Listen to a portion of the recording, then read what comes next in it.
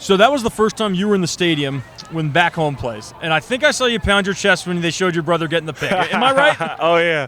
Man, that's just the memories, man. Screaming at the TV, like, go, go, go. And we got caught. Everyone just like, they're just so close. And then his interview after about eating so much was like, we told you. Like, come on now. But, man, just good memories. That song always hits home. And no pun intended. And it's just, just good vibes all around. You know, the Crimson offensive line doesn't allow a sack for the last couple plays, and one of those was a bobbled snap anyways. So, you know, for you guys from day one to now, you know, making that kind of progression, I think the first scrimmage was 11 sacks. There's just 2 today. Where do you kind of think the offensive line has grown the most? I feel like we focused a lot more. I mean, just from what I know from being early and being not early but late and coming in late, but from what I know, I feel like we've definitely holding down on our connections off the field. And I feel like the brotherly love that we have off the field, always spending time together, and the hours we spend just sitting next to each other, like we want to block for each other. We want to work together, and then the connection we have with Cam Ward, it just adds more to that. And it's like we want to block for him. It's like we're not doing it for our job, we're doing it for our brothers next to us.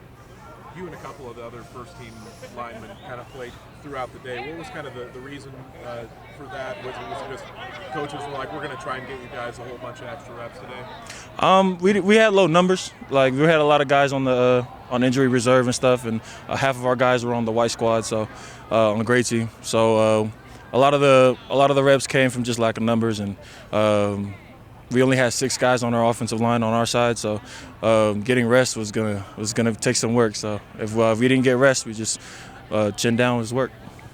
Yeah, it seemed like you guys today, you know, really worked through your playbook in terms of the formations, coming out in the 2 tight end set, you know, going 4 wide later in the game. You know, for you as a lineman, you mentioned today like having low numbers, but you also played the whole day.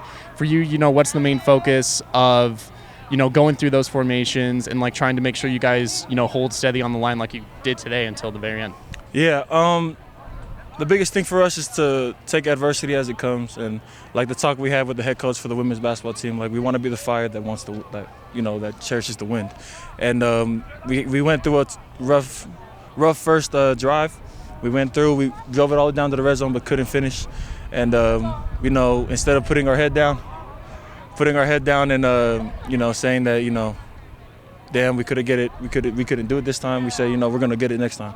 We're gonna get it next time. We're gonna get it next time. And just like you said with the playbook, opening it up, it just shows the flexibility that Ben Arbuckle has, and just the things that he's brought to our offense, and the things that, because I came from a junior college playbook that only had about 3 plays, like outside zone, inside zone, and get back, so, pass block, So coming over here and just sitting in the film room with my guys, the names I said before, and just hunkering down on what we got to do depending on what we see, the fronts that we get, and just being students of the game.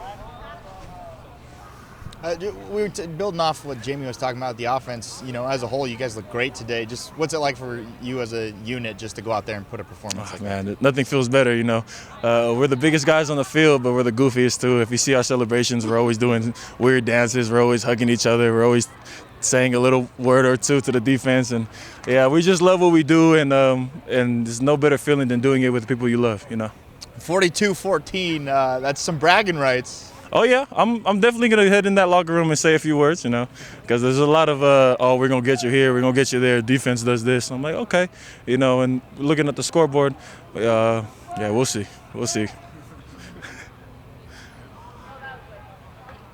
I know you got still a few months to go before fall camp starts, but how do you feel just comfort-wise in preparations, getting ready for the season to start?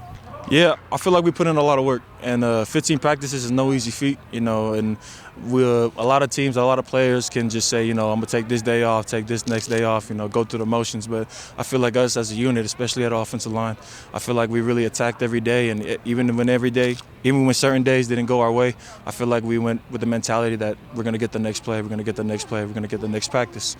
And I feel like we really built ourselves, and I feel like myself, personally, just feels great, and I feel like I'm ready for fall camp, ready for summer workouts, and I'm ready to play next to the people.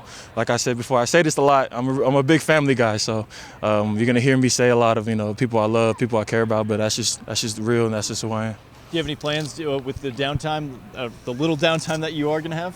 Actually, yeah, I'm having plans to go to Australia and see my girlfriend. So we're gonna get that rolling. My girlfriend stays in Australia. We met online, and we're gonna go meet her.